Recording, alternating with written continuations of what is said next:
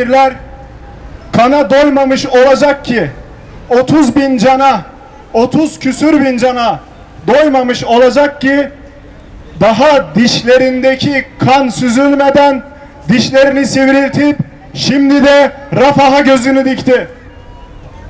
Biz müminler olarak sesimizin duyulması adına, kardeşlerimize destek olmak adına her cuma olduğu gibi bu hafta da buradayız.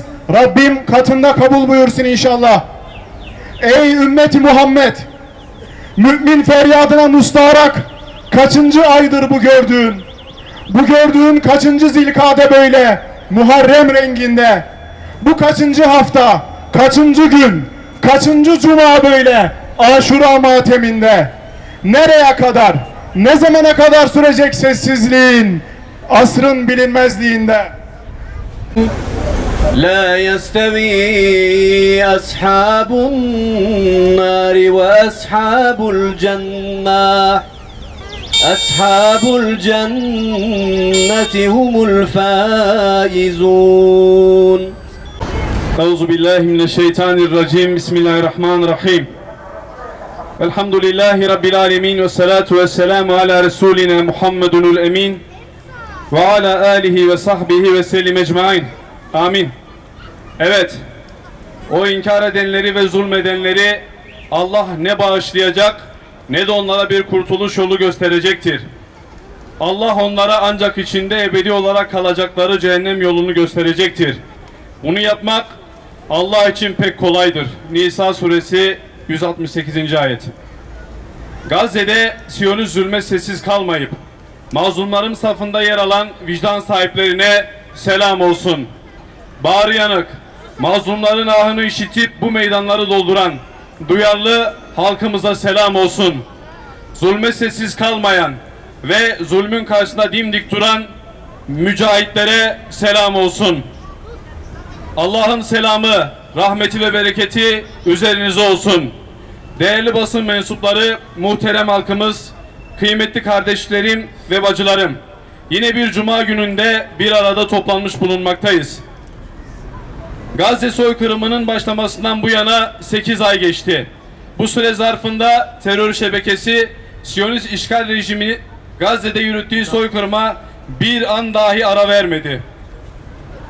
Her gün Filistin'de benzeri görülmemiş şekilde katliama tanık oluyoruz. Son 7 ayda büyük çoğunluğu kadın ve çocukların oluşturduğu en az 40 bin mazlum Filistinli kardeşimiz Siyonist Nazi işgalleri tarafından katledildi. 100 bine yakın savunmasız kardeşimiz ise yaralandı. Gazze'de yüzlerce cami, kilise, okul, hastane ve yüz binlerce konut yerle bir edildi. Siyonist terör rejiminin Gazze'de yürüttüğü bu vahşet sadece Filistinleri hedef almıyor, bütün bir insanlığın vicdanını hedef alıyor. Dünyanın dört bir yanında insanlık namına ayakta ve Siyonist işgal rejiminin yok oluşunu aykırıyor. Bugün dini, dili, ırkı ne olursa olsun ehli vicdan olan herkes Filistin'in yanında ve Siyonistlerin karşısında duruyor. Bugün insanlığın ortak talebi sistematik, kuşatıcı ve yok etmeye amaçlayan, hiçbir ölçü ve kaideyi tanımayan, savaş suçu işlemeye devam eden Siyonist işgale gerek kamuoyu vicdanında gerek uluslararası ceza mahkemelerinde mahkum edilmesinde birleşmiştir. Bugün Filistin'de tarifi olmayan acılar ve insanlık dramları yaşanmaktadır maalesef. Bu durumun en büyük sebebi işgal edilmiş olan Filistin'in işgalden kurtuluşu hakkında somut adımların atılmaması çözümsüzlüğü beraberinde getirmiştir maalesef. Başta ABD olmak üzere diğer emperyalist ülkeler Filistin meselesinde hesapsız politika gütmelidir. Allah'ın lanetine uğramış Siyonistler tüm dünya istihbarını arkasına alarak Filistin topraklarında kendi gayrimeşru sözde bekası için gaddarca bir tutum sergilemektedir. Siyonist Nazi işgalinin Filistin topraklarındaki gayrimeşru varlığı sona erdirilmeden Filistin meselesi çözülmeyecektir. Ve Filistin meselesi çözülmeden İslam coğrafyasındaki sorunların çözüme kavuşması da mümkün değildir. İşgal coğrafyası, İslam coğrafyasında devam eden Siyonist işgal rejimiyle birlikte ABD ve batılı güçlerin varlığı son bulmalıdır bir an önce. Bölge halkları kendi sorunlarını çözebilecek olgunluktadır. Kendi sorunlarını kendi içinde çözen bir İslam alemi, Türk, Kürt, Fars ve Arap halkların en öncelikli hedefi bu olmalıdır. Bugün için bir an önce, bir an evvel nehirden denize kadar Filistin özgür olmalıdır. Özgür bir Filistin, özgür bir İslam coğrafyasının çimentosu olacaktır. Hatırlayın, vaktiyle Rabbi İbrahim'i bir takım emirlerle imtihan etmiş, o da bunları harfiyen yerine getirmişti. Bunun üzerine Rabbi ona, seni insanlara önder yapacağım buyurmuştu.